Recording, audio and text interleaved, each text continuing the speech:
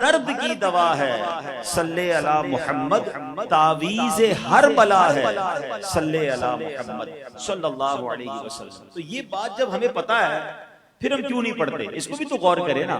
تو اس کی وجہ میں نے بہت غور کی، تو مجھے ایسا لگتا ہے کہ اس کی ایک بڑی ہم مسٹیک کر رہے ہیں۔ یعنی ہم نیت کرتے ہیں، فضیلت سنتے ہیں، جوش پیدا ہوتا ہے، مگر اس کا انتظام نہیں کرتے۔ یعنی کبھی ایسا ہوا آپ کسی ڈاکٹر کے پاس جائیں اور ڈاکٹر کہے کہ بھائی آپ کو پرٹیکولر فلاں بیماری ہو گئی ہے اور آپ نے اب روزانہ صبح و شام یہ دوائی کھانی ہے 1 مہینے تک، اور آپ ڈاکٹر کو کہیں انشاءاللہ کل سے کھاؤں گا، اور باہر نکل کر دوائی نہ خریدیں۔ ہم ڈاکٹر سے نکل کر سیدھا میڈیکل اسٹور جاتے ہیں، نیت جیسے ہی کی اب اس کی امپلیمنٹیشن شروع کر دی۔ اب گئے میڈیکل اسٹور سے دوائی لے لی، اور اگر بیماری ٹپیکل ہے اور ناغہ نہیں کرنا دوائی میں، تو ہم اپنے گھر والوں کو کہتے ہیں کہ دیکھو صبح بھی کھلا دینا، شام بھی کھلا دینا۔ اچھا پھر اور یاد دہانی کے لیے جہاں بیڈ ہوتا ہے اس کے سرانے پر ہم دوائی کے ڈبے رکھتے ہیں کہ یاد آ جائے، بھولنا نہیں۔ اتنی فکر آج ڈاکٹر نے کہا کل سے عمل شروع۔ Why we gave this particular medicine importance؟ ہم نے اس میڈیکیشن کو امپورٹنس دے دی، اپنی زندگی کا حصہ بنایا۔ اب دوائی نہیں چھوٹ رہی، درود پاک چھوٹ رہا ہے۔ اٹ مینز ہم نے وہ امپورٹنس نہیں دی ہے۔ جو اس کو امپورٹنس دے دے اور اس کی پریپریشن شروع کر دے۔ اب آپ کہیں گے اس کی پریپریشن کیا ہے؟ تسبیح خرید لیں، جیب میں تسبیح رکھنا شروع کر دیں، کیونکہ جب جیب میں تسبیح ہوگی نماز کے بعد آپ نکالیں گے، آپ کو یاد آ جائے گا مجھے درود پڑھنے ہیں، مجھے وظائف پڑھنے ہیں۔ اور کچھ لوگ اگر تسبیح بھول جاتے ہیں تو بہتر یہ کہ جس ٹیبل پر آپ بیٹھ کے کام کرتے ہیں اس ٹیبل پہ ایک تسبیح رکھ دیں، کاؤنٹر رکھ دیں، وہ کاؤنٹر آپ کو یاد دلائے گا کہ 100 بار میں درود پاک پڑھ لوں۔ جہاں آرام کرتے ہیں جہاں اس بیڈ پر چھوٹی سی تسبیح رکھ دیں تاکہ مجھے ریکال ہوتا رہے میں نے درود پاک چھوڑنے نہیں ہیں، کیونکہ ہر درد کی دوا ہے صلی علی محمد صلی اللہ علیہ وسلم۔ کوئی بیمار بیٹھا ہے، کوئی قرضدار بیٹھا ہے، کوئی پریشان بیٹھا ہے، کوئی دکھی بیٹھا ہے، آپ کو کوئی بھی پرابلم ہے، میں اگر آج رات صرف درود پاک پر بیان کروں تو میں آپ کو اتنی حدیثیں سناؤں، میں آپ کو اتنے واقعات سناؤں، آپ پرابلم کا نام بتائیے، درود پاک کی برکت سے اس کا سولوشن موجود ہے، درود پاک میں اس کا حل موجود ہے۔ یعنی ہم میں سے کون ہے جس کے پاس پرابلم نہیں ہے؟ سب پرابلم میں ہے، اور ہر پرابلم کا حل بھی درود پاک میں ہے، مگر پھر بھی نہیں پڑھنے دیتا شیطان۔ تو کاش آج میں اور آپ یہ نیت کر جائیں کہ کچھ اپنا وقت، کچھ اپنی ہیبٹس کو ایسے موڈیفائی کر لیں۔ میں بیانات میں ایک جملہ کہا کرتا ہوں، شاید کسی کو کام آ جائے۔ ہم میں سے بہت سارے لوگ واک کرتے ہیں، اچھی بات ہے، صحت کے لیے واک کرنی چاہیے۔ اپنے واکنگ ٹائم کو درود ٹائم بنا دیں۔ یعنی جس طرح آپ شوز پہنتے ہیں نا واک کے لیے، آپ نے تسبیح بھی ہاتھ میں لے لینی ہے۔ آپ بلیو کریں 40-45 منٹ کی واک میں آپ کے 1000 بار درود پاک آرام سے ہو جائیں گے۔ آپ اس میں ایڈیشن کرنے کے 100 بار کلمہ پاک بھی پڑھ لوں گا، 100 بار سبحان اللہ و بحمدہ سبحان اللہ العظیم بھی پڑھ لوں گا، 100 بار استغفار بھی پڑھوں گا۔ بلکہ اپنی واک کو اسی سے موڈیفائی کر دے کہ جب تک یہ وظائف پورے نہیں ہوں گے واک ختم نہیں کروں گا، تو وظائف بھی پورے ہو جائیں گے، واک بھی اچھی ہو جائے گی۔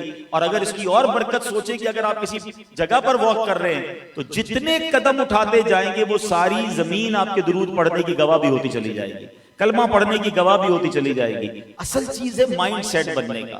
اللہ کرے میرا بھی بن جائے، آپ کا بھی بن جائے، اور ہم کثرت سے درود پاک پڑھنے والے بن جائیں۔ محبت کے ساتھ با آواز بلند درود پاک پڑھ لیں۔ صلو علی الحبیب صلی اللہ تعالی علی محمد صلی اللہ علیہ وسلم۔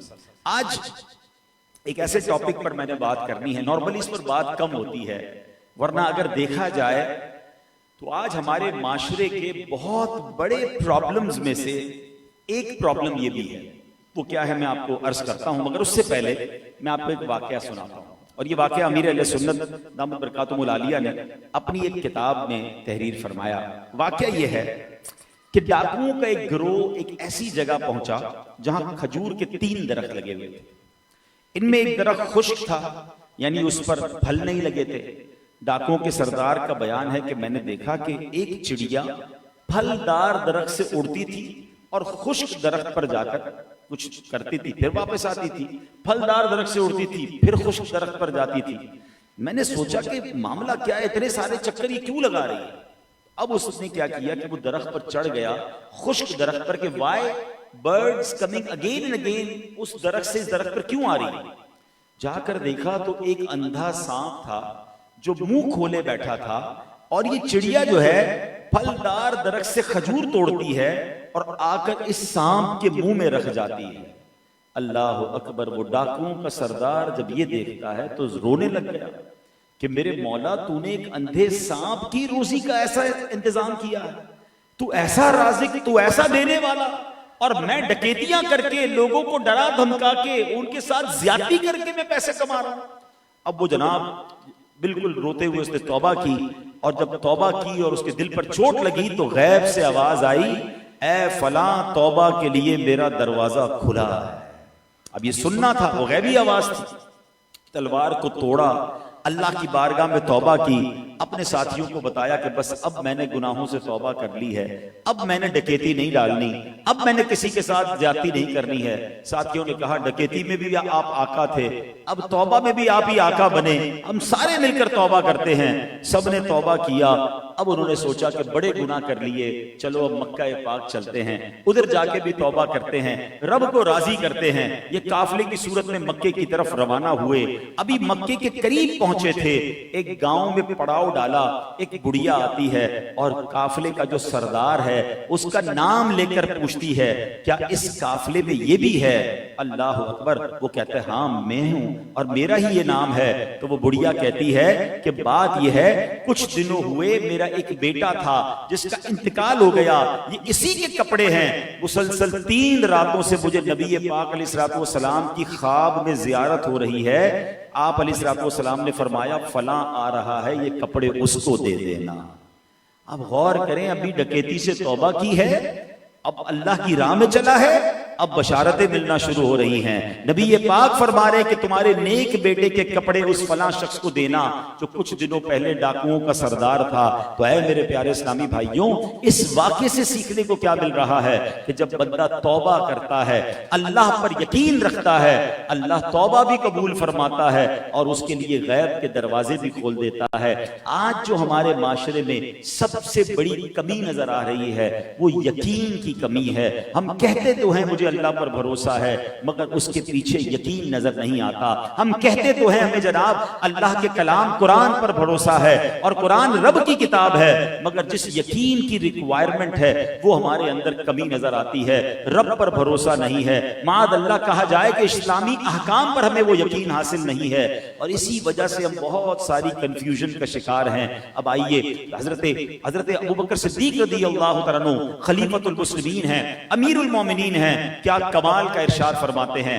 آپ فرماتے ہیں، رب قرآن میں فرماتا ہے وَمَا مِن دَابَّةٍ فِي الْأَرْضِ إِلَّا عَلَى اللَّهِ رِزْقُهَا، فرمایا اور زمین پر چلنے والا کوئی جاندار ایسا نہیں جس کا رزق اللہ کے ذمہ کرم پر نہ ہو۔ آپ فرماتے ہیں جب سے میں نے یہ آیت پڑھ لی ہے، خدا کی قسم میں نے روزی کی فکر کرنا چھوڑ دی ہے۔ اللہ نے وعدہ کر لیا نا کہ کوئی زمین پر چلنے والا ایسا نہیں ہے جاندار جس کا رزق اللہ کے ذمے پر نہ ہو۔ کہتے ہیں میں نے اس کی فکر ہی چھوڑ دی کہ جب رب نے ذمے پر لے لیا ہے اب مجھے ٹینشن لینے کی ضرورت کیا ہے۔ اللہ اکبر! آج ہم سوچیں، ہماری ساری فکروں میں سب سے بڑی فکر یہ ہے کہ ہماری کاروبار کا کیا ہوگا، ہمارے رزق کا کیا ہوگا، ہماری جاب کا کیا ہوگا۔ ارے بھائی مارکیٹ ڈاؤن ہو گئی ہے، فلاں ملک نے یہ ٹیکس لگا دیا ہے، اب ایکسپورٹ کا کیا ہوگا، ڈالر ریٹ بڑھ گیا ہے، اب امپورٹ کا کیا ہوگا، جناب اس بجٹ میں نیا قانون آ گیا ہے، اب ہمارے کاروبار کا کیا ہوگا۔ ہم یہ کیوں نہیں مانتے کہ جس رب نے مجھے پیدا کیا ہے اس نے میرا رزق لکھ دیا ہے، جو میرے نصیب میں ہے وہ مجھے مل کر رہے گا۔ ارے جو رب کریم چونٹی کو کن اور ہاتھی کو من دے سکتا ہے، اس نے مجھے بھی رزق دینا ہے، میری اولاد کو بھی رزق دینا ہے۔ قرآن میں بھی وعدہ فرما لیا، مگر وہ یقین نہیں مل رہا جس کی بنا پر ہم نے کوئی بلڈ پریشر کا مریض، کوئی جناب آج شوگر کا مریض بن گیا، جب دیکھو سر پر ایک ٹینشن ہے۔ اللہ اکبر! کاش یہ بات سمجھ آ جائے کہ ہم رزق کی فکر چھوڑ کر جنت کی فکر کرنا شروع کر دیں، بخشش کی فکر کرنا شروع کر دیں۔ میرے مولا نے رزق کا وعدہ کیا ہے، بخشش کا وعدہ نہیں کیا ہے۔ ہمارے پاس کئی لوگ دعاؤں کے لیے آتے ہیں، کہتے ہیں حضرت دعا کر دیں روزی میں برکت ہو جائے، دعا کر دیں کاروبار ڈاؤن ہے۔ میں نہیں کہتا اس کی دعا نہیں کرنی چاہیے، مگر کوئی ایسا بھی تو آئے جو آ کر کہے کہ دعا کر دے مغفرت ہو جائے، دعا کر دے میں بخشا جاؤں، کیونکہ اس کا وعدہ نہیں ہے۔ ہماری جتنی فکر دنیا کے لیے ہے اس کا ہاف بھی ہم اپنی بخشش کی فکر کر لیں، اپنی آخرت کی فکر کر لیں تو کتنا اچھا ہو جائے گا۔ ہاں اب پرابلم کیا ہے، ہم بعض اوقات افراط و تفریط کا شکار ہو جاتے ہیں۔ بالکل ہمیں رزق کی فکر اتنی نہیں کرنی جتنی مغفرت کی کرنی ہے، مگر اس کا مطلب یہ نہیں کہ رزق کی فکر چھوڑ کے کاروبار بھی چھوڑ دیں، کمانا بھی چھوڑ دیں، گھر میں بیٹھ جائیں۔ بھائی اللہ نے جب وعدہ کیا ہے وہ مسبب الاسباب ہے، ہمیں اسباب بھی اختیار کرنے کا حکم دیا ہے، مگر سب کچھ اسباب کو نہ سمجھیں۔ اس بات کو اس واقعے سے سمجھیں کہ مشہور صوفی بزرگ شیخ سعدی رحمۃ اللہ تعالی علیہ فرماتے ہیں کہ ایک شخص تھا، محنت مزدوری کرنے کے لیے نکلا گھر سے، اس نے دیکھا کہ ایک اندھی لومڑی ہے، اور اندھی بھی ہے، اپاہج بھی ہے، دیکھ بھی نہیں سکتی، موو بھی نہیں کر سکتی۔ تو وہ شخص سوچنے لگا کہ اس کے ہاتھ پیر بھی نہیں ہیں، یہ دیکھ بھی نہیں پا رہی، یہ کھاتی کیسے ہے، اس کو رزق کہاں سے ملتا ہے؟ وہ کہتا ہے وہ اس کو وہیں تھوڑی دیر کے لیے رک گیا۔ اب جب اس نے حیران ہوا تو دیکھا کہ ایک شیر وہاں سے آیا، اس کے منہ میں کوئی شکار تھا، اس نے وہ شکار اس لومڑی کے سامنے ڈال دیا، جتنا لومڑی نے کھانا تھا کھا لیا، باقی وہ شیر اٹھا کر لے گیا۔ یہ شخص سوچنے لگا کہ جب رب کا ایسی قدرت ہے کہ یہ اندھی ہے، یہ اپاہج ہے، اور اس کے لیے شیر جناب کھانا لے کر آ رہا ہے، تو پھر میں تو اشرف المخلوقات ہوں، اب مجھے کمانے کی کیا ضرورت ہے، اب مجھے اسٹرگل کرنے کی کیا ضرورت ہے؟ وہ بندہ جا کر گھر پر بیٹھ گیا، اللہ اللہ کرنے لگا۔ پہلا دن گزرا، کوئی کھانا نہیں، دوسرا دن گزرا، کوئی روزی نہیں، تیسرا دن عبادت کرتے ہوئے گزر گیا، ایک ذرہ بھی کھانے کا نہ ملا، یہاں تک کہ وہ کمزور ہو گیا۔ اللہ اکبر، اس نے تڑپ کر اللہ کی بارگاہ میں فریاد کی، مولا میں اشرف المخلوقات، تو نے اس اندھی لومڑی کے لیے انتظام کر دیا، میں تو تیرا ذکر کر رہا ہوں۔ اللہ اکبر، اللہ کی طرف سے جواب کیا ملا؟ اے شخص، تو نے لومڑی کو دیکھا تھا، کیا شیر کو نہیں دیکھا تھا؟ بننا ہے تو شیر کی طرح بننا، اپنے لیے بھی محنت کر اور دوسروں کو بھی کھلا۔ اللہ اکبر، اب اس کے ہوش ٹھکانے آئے کہ محنت مزدوری کرنا یہ رب کو پسندیدہ ہے۔ جو یہاں سمجھانا مقصود ہے نا، کام کاج سے اسلام نے نہیں روکا ہے، مگر سب کچھ کام کاج کو سمجھ لینا اور اسی کی فکر میں ہلکان ہوتے رہنا، اسی کی فکر میں ٹینشن میں رہنا، اور جناب ان وسوسوں کی وجہ سے اپنی فیملی کو بھی ٹینشن میں مبتلا کر دینا، یہ شریعت نہیں کہتی ہے۔ اللہ پر بھروسہ رکھیں، اپنی طرف سے کوشش پوری کریں، پھر اللہ پر چھوڑ دیں، وہ کارساز ہے، وہ مدد کرنے والا ہے۔ یقیناً کبھی کے دن بڑے ہوتے ہیں، کبھی کی راتیں بڑی ہوتی ہیں، کبھی دھوپ ہوتی ہے، کبھی چھاؤں ہوتی ہے، کبھی جناب بارش کا موسم ہوتا ہے۔ جس طرح موسم بدلتے ہیں اس طرح زندگی کے دور بھی بدلتے ہیں۔ کبھی آپ صحت مند ہوں گے، کبھی بخار بھی آ جائے گا، کبھی آپ بڑے مزے میں کاروبار میں ہوں گے، کبھی مشکل بھی آ جائے گی۔ یہ لائف اسی طرح گزرنی ہے۔ اب آپ ہر مشکل پر پریشان ہو جائیں، ہر مشکل پر ٹینشن میں آ جائیں گے تو زندگی اپنی بھی مشکل بنائیں گے، اپنے گھر والوں کی بھی بنائیں گے۔ اللہ اکبر، پچھلے دنوں ہی تو ہم نے محرم کے واقعات سنے، کربلا والوں کی باتیں سنی، کتنی بڑی مشکل تھی۔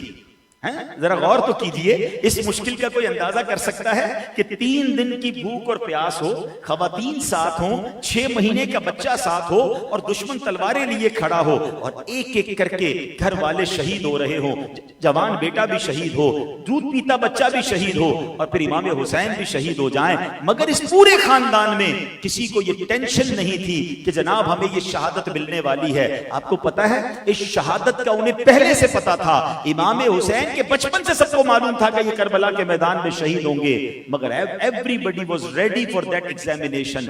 یہی کربلا سے میسج لینا ہے کہ ہم بھی ریڈی رہیں ایگزام کے لیے۔ آپ کہیں گے جناب ان کو پتا تھا، ہمیں تو نہیں پتا ہوتا کل کیا ہوگا، اچانک ہو جاتا ہے، ہم پریشان ہو جاتے ہیں، گھر میں کوئی بیمار ہو جاتا ہے، کوئی کاروبار میں لاس ہو جاتا ہے، ہم ڈپریشن کا شکار ہو جاتے ہیں۔ نہیں جناب، پتا آپ کو بھی ہے، ہاں ہمیں بھی بتایا گیا ہے۔ اصل مسئلہ ہے کہ ہم قرآن پڑھتے نہیں ہیں۔ اگر میں اور آپ پراپرلی قرآن وتھ ٹرانسلیشن پڑھیں، تفسیر سے پڑھیں، تو each and every Muslim was informed, ہمیں بتایا گیا ہے۔ کہاں بتایا ہے؟ چلے میں بتا دیتا ہوں تاکہ آج کے بعد یہ نہیں کہیے گا بتایا نہیں ہے، ٹھیک ہے نا؟ قرآن نے بتایا، ایک بڑا کیٹیگوریکلی اناؤنسمنٹ ہے۔ بسم اللہ الرحمن الرحیم، وَلَنَبْلُوَنَّكُمْ بِشَيْءٍ مِّنَ الْخَوْفِ وَالْجُوعِ وَنَقْصٍ مِّنَ الْأَمْوَالِ وَالْأَنفُسِ وَالثَّمَرَاتِ وَبَشِّرِ الصَّابِرِينَ۔ 5 چیزوں کی لسٹ بھی قرآن نے دے دی ہے، صرف یہ نہیں کہا، فرمایا وَلَنَبْلُوَنَّكُمْ، ہم ان قریب، سونر، یہ بھی نہیں کہا کبھی آزمائیں گے، ان قریب آزمائیں گے۔ اچھا آزمائیں گے، یا اللہ کس چیز سے آزمایا جائے گا؟ 5 چیزیں بھی بتا دی ہیں۔ کیا ہے؟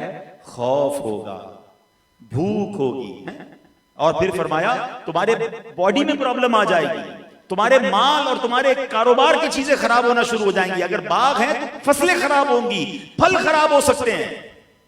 اور یہی ہماری زندگی میں ہو رہا ہے، یا تو کاروبار میں لاس ہو جاتا ہے، یا کوئی بیماری آ جاتی ہے، یا فیملی میں کوئی ایشو آ جاتا ہے، تو کبھی کسی دشمن کا خوف آ جاتا ہے۔ یہی تو چیزیں ہیں جو آزمانے کا قرآن نے پہلے کہا ہے.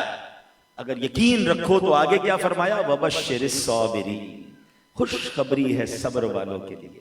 بس یہ ایگزام جب بھی آئے نا تو اس کو صبر سے گزارنا ہے، تیار رہنا ہے. جب بھی مجھ پر اور آپ پر کوئی پرابلم آ جائے، بی ریڈی کہ یا اللہ تو نے آزمانا شروع کر دیا، قرآن کا حکم ہے، اب میں انشاءاللہ اس آزمائش پر یقین کے ساتھ صبر کروں گا کہ جب تو نے آزمائش میں ڈالا ہے تو نکالنا بھی تو نے ہی ہے. ان اللہ علی کل شیء قدیر. اور اس یقین کو کتنا ضروری ہے. دیکھیں اس ٹاپک پر بات نہیں ہوتی. آج حدیث پاک سناتا ہوں. سرکار دو عالم علیہ السلام فرماتے ہیں نجا اول هذه الامه بالیقین والزہد. اس امت کے پہلے لوگ یقین اور دنیا سے بے رغبتی کے ذریعے نجات پا گئے. یقین ہوتا تھا اور دنیا سے بے رغبتی ہوتی تھی، انہیں نجات مل جاتی تھی. اور فرمایا وَيَهْلِكُ آخِرُ هَذِهِ الْأُمَّةِ بِالْبُخْلِ وَالْأَمَلِ. فرمایا اس امت کے آخر میں آنے والے کنجوسی اور لمبی امیدوں کے سبب ہلاک ہو گئے. آج دیکھیں امیدیں لمبی ہیں، بہت جیوں گا، ابھی تو 5 سال بعد یہ کرنا ہے، 10 سال بعد یہ پلان ہے، بس یہ گھر بن جائے، پھر اگلے 10 سال بعد سوسائٹی چینج، کنٹری چینج ہے، فلاں پلاننگ فلاں planning. We are not talking کہ پلاننگ نہ کرو، پلاننگ کرنی چاہیے، مگر اس پلاننگ میں آخرت کہاں ہے؟ ان تمام چیزوں میں میرا مرنا کہاں ہے؟ اگر یہ کرتے کرتے مر گیا تو سبحان اللہ یہ بھی تو پلاننگ ہو کہ قبر بھی روشن ہوگی، ادھر بھی جواب صحیح دوں گا، جناب صدقہ جاریہ کے اتنے کام کر لیے کہ ادھر بھی جنت تیار ہے. تو پلاننگ آخرت کی بھی تو ہونا، اور اللہ پر یقین بھی ہو. اللہ کرے کہ یہ بات ہمیں سمجھ آ جائے. اچھا آپ کہیں گے جناب ہمیں تو بڑا یقین ہے، ہم بے یقینی کہاں کرتے ہیں؟ چلیں میں کچھ ایگزامپلز بتاتا ہوں، چیک کر لیں. جتنے میرے بھائی مجھے سن رہے ہیں، اسلامی بہنیں، یہ بیان لائیو بھی جا رہا ہے، سارے لوگ اپنے آپ کو چیک کریں. اب جو میں کچھ ایگزامپلز دے رہا ہوں کہ کیا میں اس بے یقینی کی کیفیت پہ ہوں کہ نہیں. اب مثال کے طور پہ ہم مسلمان ہیں، ہمارا ایمان تو یہ ہے کہ رزق دینے والا رب ہے، پھر بھی مال کے پیچھے مارے مارے کیا ہم نہیں پھرتے ہیں؟ کوئی سود کا سہارا لے رہا ہے، کوئی حرام روزی کما رہا ہے، یار ڈیل بڑی اچھی آئی ہے، جھوٹ تھوڑا سا بولنا پڑے گا، کام زبردست ہو جائے گا، اچھا میں نہیں بولوں گا تو کوئی اور لے جائے گا، اس لیے میں نے یہ ڈیل کر لی ہے. تو کدھر گیا بھروسہ، کدھر گیا ایمان کہ اگر جھوٹ بول کر نہیں کماؤں گا تو بھی میرے نصیب کا مجھے مل کر رہے گا. ایمان زبان سے کہنے کا نام نہیں ہے. لاجیکلی تو ہم سارے کہتے ہیں اللہ رزق دینے والا ہے، مگر پریکٹیکلی ہمارا عمل بتا رہا ہے کہ ہمیں اس پر یقین نہیں ہے. جبھی تو کوئی دنیا کے بھر کے دورے کر کر کے مارے مارے پھر رہے ہیں، چاہے اس پہ حرام کرنا پڑے، حلال کرنا پڑے. میں دوبارہ کہتا ہوں حلال کمانے کے لیے سٹرگل کرنے کا منع نہیں کیا شریعت نے، لیکن جو حلال و حرام کی تمیز اٹھا دیتے ہیں، یا صرف کاروبار اور مال کو ٹائم دے کر ان کی نمازیں بھی قضا ہو رہی ہیں، وہ اپنی فیملی کو بھی ٹائم نہیں دے رہے، اپنی صحت کو بھی برباد کر رہے ہیں، تو پھر ان کا اس کا مطلب یہ ہوا کہ پھر یقین نہیں رہا. آگے چلیے، ہم سب مانتے ہیں کہ اللہ مشکلات سے نجات دینے والا ہے، مشکل سے نجات دینے والا تو رب ہے نا، یہ ہمارا ماننا ہے، مگر یقین ہے؟ اگر یہ یقین ہوتا تو پھر ڈپریشن کس بات کی، پھر مایوسی کس بات کی؟ جب مجھے پتا ہے کہ میرا رب چاہے تو حضرت یوسف کو اندھیرے کنویں سے نکال کر مصر کا بادشاہ بنا سکتا ہے، میرا رب چاہے تو دریائے نیل حضرت موسیٰ علیہ السلام کے لیے راستے نکال سکتا ہے، تو وہ میرے لیے بھی راستے نکال سکتا. رب تو وہی ہے نا، معاذ اللہ، اللہ تو چینج نہیں ہو گیا. جو حضرت موسیٰ کے دور میں رب تھا وہ آج بھی رب موجود ہے، فرق میرے اندر آ گیا ہے. حضرت موسیٰ کو یقین تھا، اللہ کی بھروسے پر قدم رکھا، دریائے نیل نے راستہ دیا. مجھے اللہ پر یقین ہی نہیں رہا تو کہاں سے میرے مسئلے حل ہوں گے؟ حضرت ابراہیم کے ساتھ کیا ہوا تھا آپ کو پتا ہے؟ حضرت ابراہیم علیہ السلام کو جب آگ میں ڈالا گیا تو سارے فرشتے باری باری آئے کہ آپ ہمیں اجازت دیں. ہوا کا فرشتہ آیا، آپ اجازت دیں تو ہوا سے آگ بجھا دیتے. بارش کا فرشتہ آیا، آپ اجازت دیں بارش برسا کر آگ بجھا دوں گا. آپ نے فرمایا مجھے تمہاری کوئی ضرورت نہیں ہے. اب جب بالکل آپ کو تھرو کر دیا گیا نا آگ میں، اب بالکل اس مومنٹ پر حضرت جبریل آیا، کہتے اے ابراہیم اب ہم سے تو مدد نہیں مانگ رہے، رب سے تو مانگ لیں. آپ نے فرمایا اللہ دیکھ رہا ہے نا، اگر اسے بچانا ہوگا تو بچا لے گا، اور اگر اس کی رضا اس میں ہے کہ میں آگ میں ڈالا جاؤں تو میں راضی ہوں. یہ جو راضی بر رضا ہے نا، یہ بات بڑی گہری کہنے جا رہا ہوں، آج اس جملے کو ذرا سمجھ لیجیے. ہم پتہ ہے تقریباً ہم لوگ کیا چاہتے ہیں؟ ہم چاہتے ہیں یا اللہ جس حال میں میں راضی ہوں مجھے وہ حال دے دے. ہم اپنی پسند کا حال چاہتے ہیں. ہم کیا کہتے ہیں؟ یا اللہ کاروبار میں برکت دے، بیٹا نہیں ہے تو بیٹا دے دے، گھر اچھا نہیں ہے گھر دے دے، اے اللہ میں فلاں ملک کا ویزا مل جائے. جو میں چاہ رہا ہوں، میری ڈیمانڈ لسٹ ہے نا، جو مجھے کمفرٹیبل کرتی ہے, جو مجھے ریلیکس کرتی ہے, جو میری لائف کو انجوائبل بناتی ہے, میں وہ اللہ سے مانگتا ہوں. آپ کو پتا ہے اللہ والے کیا مانگتے ہیں؟ اے اللہ اس حال میں مت رکھ جس میں میں راضی ہوں, مجھے اس حال میں رکھ جس میں تو راضی ہے. ہاں, حضرت ابراہیم نے کیا کہا کہ اگر اللہ نے بچانا ہے تو وہ بچا لے گا, اور اگر وہ اس کی رضا اس میں کہ میں جل جاؤں تو میں اس کے لیے بھی تیار ہوں, میں اس رضا میں راضی ہوں. پھر کیا ہوا کہ آگ کا کام جلانا ہے. اچھا یہاں ایک اور بڑی باریک سی بات ہے, اللہ کرے میں آپ کو سمجھانے میں کامیاب ہو جاؤں. ہم جو اسباب کے پیچھے بھاگتے ہیں نا, اس بات کو ذرا سمجھیے گا. مثال کے طور پر ہم کیا کہتے ہیں, یار پیسے ہوں گے نا تو بڑی خوشی مل جائے گی, اپنی پسند کا کھانا کھا لیں گے, اپنی پسند کا گھر بنا لیں گے, بیمار ہو گئے تو علاج کروا لیں گے, پیسے ہوں گے تو مکے مدینے جائیں گے, پیسے ہوں گے تو ہالیڈیز پہ جائیں گے. ہم سمجھتے ہیں پیسہ یہ سب کرواتا ہے, یہی ہماری مسٹیک ہے. ہم سمجھتے ہیں دکان پہ تالا لگے گا, یہ سیکیورٹی گارڈ کھڑا ہوگا تو میری دکان کی حفاظت ہوگی. نہیں, یہ اسباب ضرور ہیں. رب چاہے گا تو حفاظت ہوگی, رب چاہے گا تو خوشی ملے گی, رب چاہے گا تو آپ کو جناب اس سبب سے برکت ملے گی. اب میں اس کو سمجھا بھی دیتا ہوں. آپ کہیں گے یہ بات تو اچھی ہے مگر اس کی کوئی مثال ہے؟ چلے میں مثال سے سمجھاتا ہوں. اب میں آپ سے سوال کروں گا, سب نے جواب دینا ہے. چھری کا کام کیا ہے؟ چھری کا کام جب آپ کٹ کریں گے کیا ہے؟ کاٹنا. آگ کا کام کیا ہے؟ جلانا. پانی کا کام کیا, اگر بڑے پانی میں کوئی چلا جائے تو ڈبانا. یہ تین چیزیں تو لاجیکلی ہے نا. اس کا مطلب سبب کیا کہہ رہا ہے کہ چھری پھرے گی تو گلا کٹے گا, مگر حضرت ابراہیم نے چھری پھیری ہے.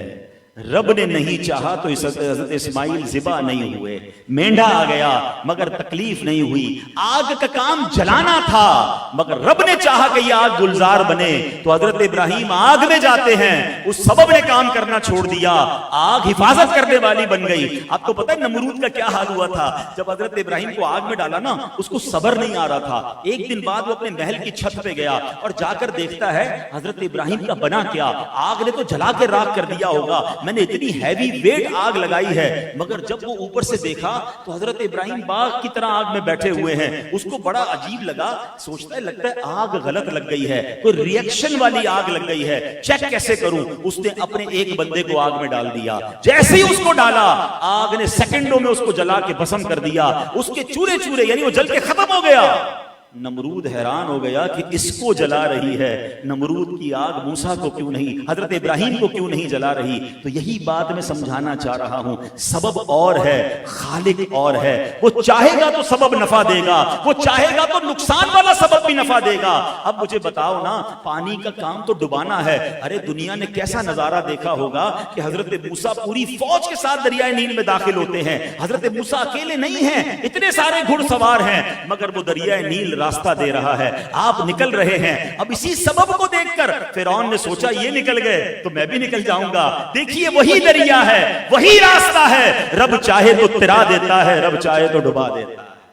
یہ سمجھنا ہے مجھے اور آپ کو. ہم سبب کے پیچھے نہ بھاگیں, ہم اللہ کو راضی کرنے کی فکر کریں. اب میں آپ کو لاجیکلی ایک اور بات سمجھاتا ہوں. آپ کہتے ہیں نا اسباب ہوں گے, مجھے بتائیں ہاتھ کا کام کیا ہے؟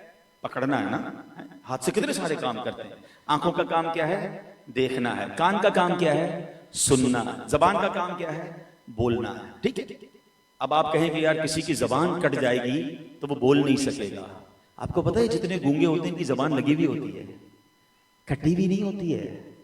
ہاں, جتنے نابینا ہوتے ہیں ان کی آنکھوں میں ہول نہیں ہوتا. آئیز آر ایگزسٹنگ, آنکھیں موجود ہوتی ہیں. کبھی کبھی تو کوئی نابینا ہمارے سامنے ایسے دیکھتا ہم کہتے دیکھ تو رہا ہے, مگر پھر ہاتھ ہلاتے تو پتہ چلتا نہیں یار اس کو نظر نہیں آ رہا ہے. بہرے کے کان ہوتے ہیں, ایسا تھوڑی کہ کان نکلے ہوئے ہوتے ہیں. تو اس کا مطلب باڈی پارٹ کا تو کمال ہی نہیں ہے. میرے پاس ہاتھ ہیں, یہ طاقت والے جب ہوں گے جب رب چاہے گا. اگر رب نہیں چاہے گا تو یہ ہاتھ ایسے گریں گے کہ دنیا اٹھانا چاہے یہ ہاتھ ایک انچ کام نہیں کریں گے. زبان ضرور ہے میرے پاس, مگر اس زبان میں اگر رب نے طاقت دینی ہے تو اس نے آواز نکالنی ہے, ورنہ لگی ہوئی زبان سے بیچارہ وہ گونگا اشارے کرتا رہتا ہے.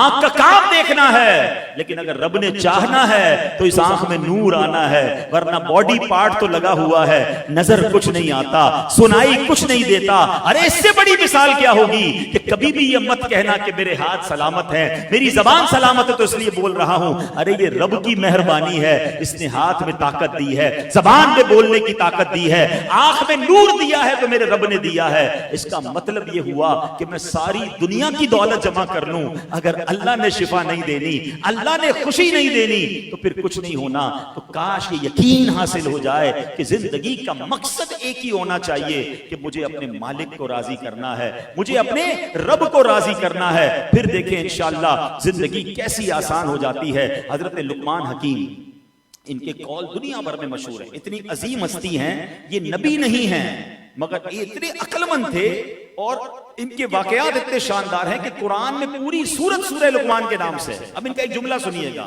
آپ فرماتے ہیں اپنے بیٹے کو، بیٹا ہر عمل کا ایک کمال اور ایک انتہا ہوتی ہے، اور عبادت کا کمال پرہیزگاری اور پختہ یقین ہے. یعنی پختہ یقین ہونا چاہیے. آپ وظیفہ پڑھ رہے ہیں، آپ یقین سے پڑھیں. آپ دعا کر رہے ہیں، آپ دعا بھی یقین کے ساتھ کریں. ہمارا پرابلم ہی یہی ہے، ہمیں شریعت کے احکام پر بھی اچھا ہم مسلمان ہیں اس پر یقین کامل، پتھر کی طرح یقین ہو. آج کل سوشل میڈیا کا دور ہے، ایک چھوٹا سا کلپ سن کر ہمارے نوجوان کنفیوز، یار ہم جو یا رسول اللہ کہتے ہیں یہ ٹھیک کہتے ہیں، یہ تو فلاں یہ کہہ رہا تھا، ہم یہ جو مزارات پہ بچپن سے جا رہے ہیں اس میں کوئی پرابلم تو نہیں ہے. کیوں؟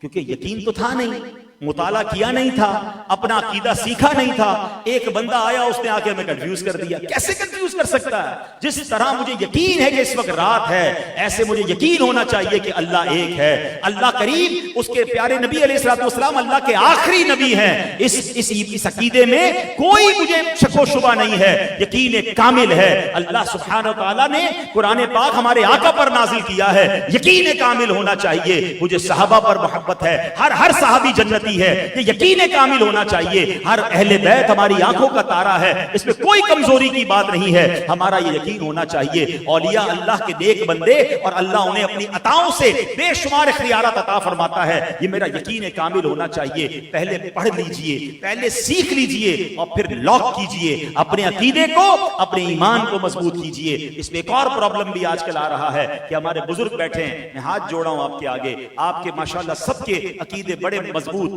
بڑے پیارے ہیں، مگر کیا یہی عقیدے ہم نے اپنے بچوں کو سکھائے ہیں؟ ہمارے نوجوان اولاد کو یہ پتا ہے؟ ہمیں پتہ ہی نہیں کون کہاں بیٹھ رہا ہے، سوشل میڈیا پہ کیا دیکھ رہا ہے اور کنفیوز ہو رہا ہے. اس کی کنفیوژن کون دور کرے گا؟ اگر ہم چاہتے ہیں کہ میری اولاد میرے مرنے کے بعد صدقہ جاریہ کا باعث بنے تو آپ کو آپ کے والدین سے جو عقیدے کا یقین ملا تھا اس یقین کو ٹرانسمٹ کیجئے، اس یقین کو اپنے بچوں کو سکھائیے تاکہ میرے مرنے کے بعد بھی میری اولاد وہ نیکی والا کام کرے اور صحیح العقیدہ مسلمان بنے. تو یہ ذمہ داری ہے والدین کی. ہم بہت کچھ سکھاتے ہیں، لوگ کہتے ہیں میرے بیٹے نے فلاں ملک میں جا کر ڈگری حاصل کر لی، میرا بیٹا جناب بزنس میں اتنا ماہر بن گیا.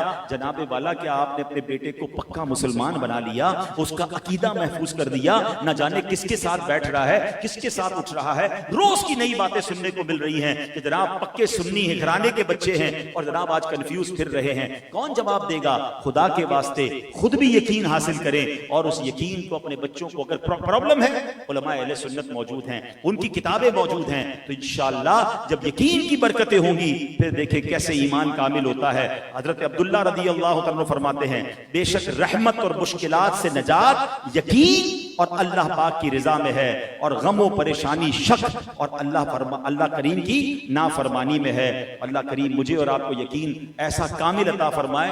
اور میں آپ کو، وقت میرے پاس کم ہے، دو واقعات ذہن میں تھے مگر ایک دلچسپ واقعہ سنا دیتا ہوں. ایمان تازہ ہو جائے گا، غوث پاک سے محبت اور بڑھ جائے گی. ہو سکتا ہے سوشل میڈیا پر کسی کو میرے اس بیان سے پرابلم ہوتا ہو تو ہو جائے. ہمیں اللہ والوں پر یقین ہے کہ اللہ نے انہیں بڑا کمال دیا ہے. یہ واقعہ کون بیان کرتا ہے؟ علامہ ارشد القادری صاحب نے یہ واقعہ لکھا. مختصر واقعہ سناتا ہوں، واقعہ تو بڑا طویل ہے. عبداللہ نام کا ایک بہت بڑا ڈاکو تھا اور وہ اس کو بڑی اچانک دل پر چوٹ لگی کہ مجھے توبہ کرنی چاہیے، بڑی میں نے زندگی غلط کاموں میں گزار دی ہے. تو اب اس نے جب بہت جو ہے وہ چوٹ لگ گئی کہ توبہ کروں، تو کسی سے پوچھا کہ کیسے میں جو ہے وہ نیکی کے راستے پہ جا سکتا ہوں، کون سا راستہ تلاش کروں؟ تو کسی نے کہا پہلے تم ایسا کرو، کوئی مرشد تلاش کرو، کوئی ایسا پیر تلاش کرو جس کی برکت تمہیں ملے، وہ تمہیں اللہ کے راستے پر لگا دے. اس نے کہا اچھا بتاؤ پھر مرشد کہاں تلاش کروں؟ تو مشورہ دینے والا کوئی معمولی سا ہی انسان تھا. اس نے کہہ دیا کہ اللہ پاک پر یقین رکھ کر نکلو، جس پر تمہارا دل مطمئن ہو جانا سبر تو وہی تمہارا پیر ہے. اب وہ نکل پڑا راستے میں کہ چلو ڈھونڈتا ہوں کون مجھے پیر ملتا ہے. اب رات ہوئی تو اللہ پاک کی بارگاہ میں رو رو کے دعا کی کہ یا اللہ مجھے کوئی مرشد ملا دے, میں تیری راہ میں آنا چاہتا ہوں. اور وہ دعا کر کے باہر سڑک پر نکل گیا. چوراہے پر پہنچا تو اسے ایک شخص آتا دکھائی دیا. بس اس نے ذہن بنا لیا کہ لگتا ہے یہ اللہ کی طرف سے آیا ہے, یہی میرا پیر ہے. اس نے اس کو پکڑ لیا کہ اے مرشد جلدی سے اپنا مرید بنا لے, مجھے اللہ کے راستے پہ چلا دے. وہ بندہ چوری کرنے نکلا تھا, جس کو اس نے پکڑا نا کہ میرا پیر بن جاؤ, وہ چوری کرنے کے لیے نکلا تھا. تو اب وہ بڑا پریشان ہوا کہ یہ میرے پیچھے پڑ گیا, لوگ جمع ہو جائیں گے, میں پکڑا جاؤں گا. کہتا اچھا ٹھیک ہے ادھر ہی کھڑے رہو, ابھی میں کہیں جا رہا ہوں, واپس آ کر تجھے اللہ کا راستہ بتاتا ہوں. بس پیر صاحب بڑی مہربانی. وہ چوراہے پہ کھڑا ہو گیا, وہ گیا اپنا چوری ووری کر کے اپنے کاموں میں لگ گیا. 1 دن گزر گئے, 2 دن گزر گئے, 3 دن گزر گئے. لوگ کہتے گھر چلو, کہتے نہیں پیر صاحب نے آنا ہے. یقین تھا نا کہ مجھے اللہ کا راستہ دکھانا ہے. اب اللہ کی شان دیکھیں, جو وہ چور تھا نا, وہ چور کہاں پہنچ گیا؟ چوری کرنے کی نیت سے غوث پاک رضی اللہ عنہ کے گھر پہ پہنچ گیا. شیخ عبد القادر جیلانی ولیوں کے سردار, ان کے در پر پہنچ گیا. اب جب وہ ادھر غوث پاک جو ہے وہ عبادت کر رہے تھے, ایک شخص نے حاضر ہو کر عرض کی علی جان فلاں شہر کے ابدال کا انتقال ہو گیا ہے. حضور غوث پاک نے دعائے مغفرت کی, اور اب جب چور پر نظر پڑی نگاہ ولایت ڈالی, ایک ہی نگاہ میں توبہ بھی کروائی, ولایت کے درجے بھی طے کروائے. فرمایا تم فلاں شہر کے ابدال ہو, فوراً وہاں کے لیے روانہ ہو جاؤ. اب نگاہ ولی میں وہ تاثیر دیکھی, بدلتی ہزاروں کی تقدیر دیکھی. وہ شخص اب واپس جا رہا ہے, گیا چوری کرنے تھا, اب ولی بن کر نکل رہا ہے. اب گیا تو راستے میں وہی بندہ چوراہے پر کھڑا ہے, کہتا پیر صاحب آپ آ گئے, اب مجھے راستہ دکھا دیجئے. اللہ اکبر. اب وہ شخص جو چور بن کر گیا تھا, اس یقین کامل کی برکت سے اللہ نے اس چور کی کایا پلٹ دی اور اس کو بھی اللہ کا ولی بنا دیا. وہ خود کہتے ہیں کہ ایک شخص کی سچی لگن اور پختہ یقین کا کمال ہے کہ رب کریم نے مجھ پر ایسی عنایت عطا فرما دی. تو اچھی نیتیں معاملات کو بدل دیا کرتی ہیں, وہ مشکلوں کو آسان کر دیا کرتی ہیں. تو بہرحال میرے پیارے اسلامی بھائیوں, آج جو میرا ٹاپک تھا وہ یہی تھا کہ اللہ پر بھروسہ رکھیں, یقین کامل رکھیں, اپنے آپ کو ڈپریشن اور مایوسی کی طرف نہ جانے دیں, اس رب کریم کے قدرت پر یقین رکھیں, اور اتنا دنیا کے پیچھے نہ بھاگیں. مجھے اور آپ سب کو مرنا ہے, ایسا نہ ہو دنیا کو شاندار کر لیں اور آخرت میں بربادی ہمارا مقدر ہو. عقل مند وہ ہے کہ اگر دنیا میں اللہ نے بہترین زندگی دی ہے نا, وہ اپنی آخرت بھی بہترین بنانے کی فکر شروع کر دے. دنیا نے کہیں نہیں جانا ہے. ہم ایک جملہ دعاؤں میں کہا کرتے ہیں, رحمان الدنیا والآخرہ, میرا مالک دنیا کا بھی رب ہے, وہ آخرت کا بھی رب ہے. رب کو راضی کر لوں گا, وہ دنیا بھی اچھی کر دے گا, وہ آخرت بھی اچھی کر دے گا. اللہ مجھے بھی یقین کامل کی دولت سے نوازے, آپ کو بھی نوازے, اور اللہ کریم ہمیں توکل کی نعمت عطا فرمائے. آمین بجاہ النبی الامین صلی اللہ تعالی علیہ وسلم. ایسی پیاری باتیں دعوت اسلامی کے ماحول میں بتائی جاتی ہیں. آپ بھی اس ماحول سے وابستہ رہیں, دعوت اسلامی کے اجتماعات میں آتے رہیں, مدنی چینل پر ہمارے بیانات سنتے رہیں, پروگرام دیکھتے رہیں, تو انشاءاللہ مزید دل پر اثر ہوتا رہے گا. اللہ کریم ہم سب کی حاضری کو قبول فرمائے.